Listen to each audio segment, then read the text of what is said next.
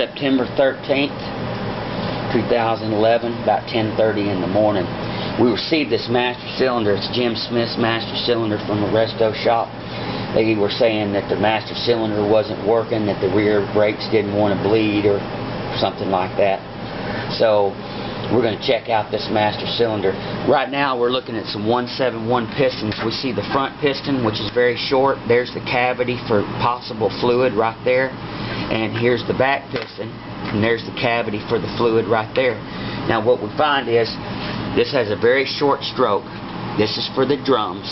It's always going to move less fluid than the rear one, which is for the disc side, which moves a lot more fluid to push those caliper pistons out. Requires a lot more fluid than the drum. So once again, reiterating, the front will always move less fluid than the back. What we need to check for is we need to bench bleed this thing and get the air out of it, which we filled it up and we have our tubes here.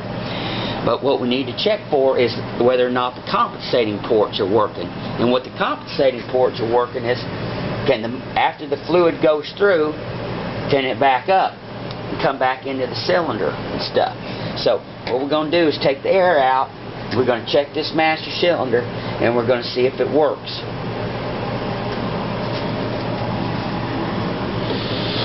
Alright, let's take some long, steady strokes. See our air bubbles? We can see the air bubbles moving through the tubes. Now we have to go all the way. If we don't go all the way, they back up. So we have to use long, deliberate strokes all the way to the end. It can be difficult. Long, deliberate strokes. Uh-oh. We see the front port starting to compensate.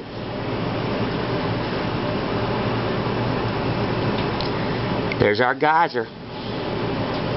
We still got fluid flow. If we look in the back, since it has a lot more fluid,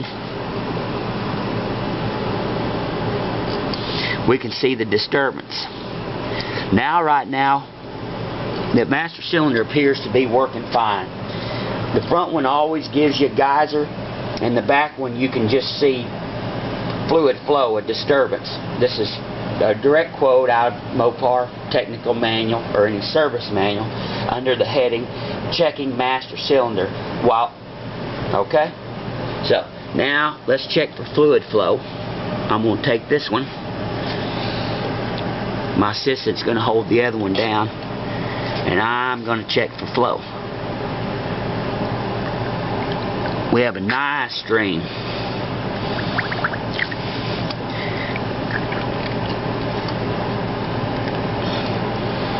Nice stream coming out. Alright. We're done with the back one. It's working just fine. Now what we need to do is we got to make sure that we use a long stroke all the way to the end, because this spring compresses and then starts moving that front piston. So we're going to check for fluid flow in the front one on this master cylinder. Let's check this front bowl right here. Going to look for fluid flow out of our tube. Now remember, it's just going to flow less because of the decreased stroke of the piston. That's a strong flow. You see it? Mm-hmm. And the harder we push, the more flow we have, even out of the front one. And the reason I was pushing hard like that, because that's the way it's going to work when the master cylinder's on the car and you've got it hooked up to the booster and you press down on the brake pedal. It's fairly rapid. You know, you have a lot of assist and it's real easy. So that's what we just duplicated. So we've just seen that this master cylinder is obviously working. We have nice streams out of both the back port and the front port. So this master cylinder is cleared to go.